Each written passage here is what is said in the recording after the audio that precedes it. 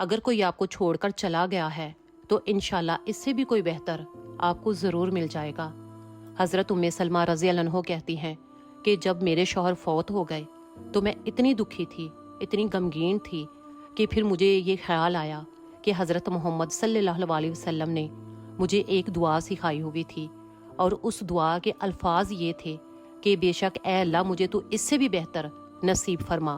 پھر وہ کہتی کہ میرے دل میں یہ خیال آیا کہ میرے جو شوہر تھے وہ تو دنیا کے بہترین اور بیسٹ شوہر تھے،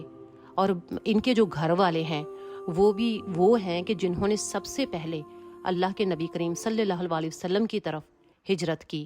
تو پھر مجھے بھلا اس سے بھی بہتر اور کیا نصیب ہو سکتا ہے۔ پھر وہ کہتے کہ اللہ تعالیٰ نے مجھے اور میرے دل کو اتنا مضبوط بنا دیا کہ میں رہ نہ سکی، اور میں نے وہ دعا مانگ ہی لی،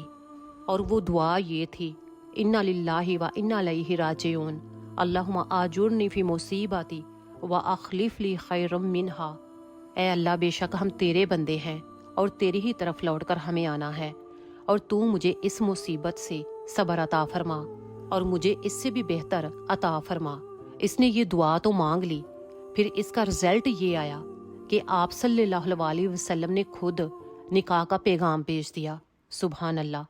پھر ذرا سوچیں کہ ہمارے پیارے نبی کریم صلی اللہ علیہ وسلم سے بہتر اور کیا ہو سکتا ہے۔ پھر ام سلمہ کا آپ سے نکاح ہو گیا، تو پھر اگر آپ کو بھی کوئی چھوڑ کر چلا گیا ہے تو یہ قرآن کی دلیل ہے کہ آپ کو اس سے بھی بہتر ضرور ملے گا،